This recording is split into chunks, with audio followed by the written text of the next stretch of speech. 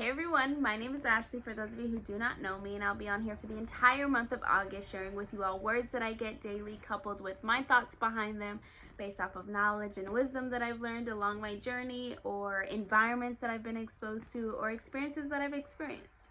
So today, day 7, the word of the day is legacy. And today I was able to honor my grandfather by giving a eulogy about his life, and I went down the path of legacy.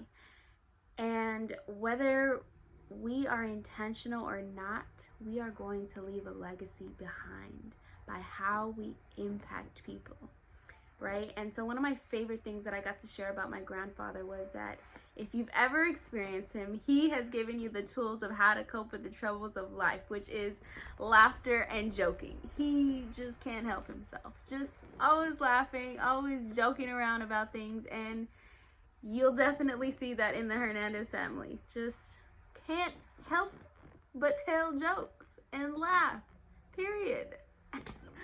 And it is a beautiful thing to see that constant in all the generations, right? And so a few years ago, I recognized that my legacy does not start when I have children. My legacy actually starts now.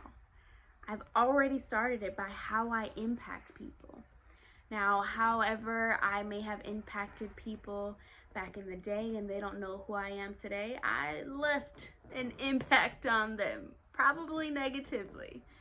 But the people that have experienced me within this transformation with Christ, they know me as someone who is optimistic, or someone who is encouraging, or someone who is inspiring. And I have been intentional about perpetuating that in the environments that I get to go into, in the environments that I know that I am shaping the way that they think.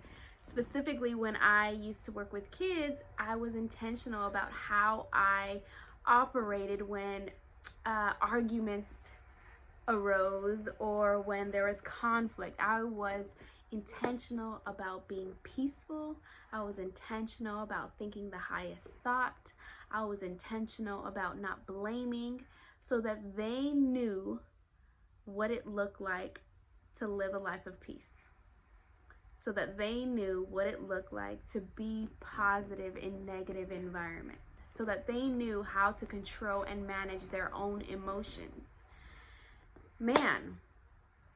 So, and the reason why I did that was so that if I was never there and they no longer had me to help them or to coach them through these things, they knew how to do it. I was intentional about showing them the tools that I used. I was intentional about telling them that my peace comes from God. And as I planted those seeds, I know that one day they're going to need that peace, and they're either going to go to God or go to instances that I shared with them, stories that I shared with them, or moments that they got to see me walk in peace in the midst of chaos, right? And the same thing for clients personal training clients, like pushing them, asking them questions, telling them that they can do all things, that if they did this, they can do this as well. And so telling them and showing them these things and being an example and model of it, so that when I was no longer there, they knew how to tap into it.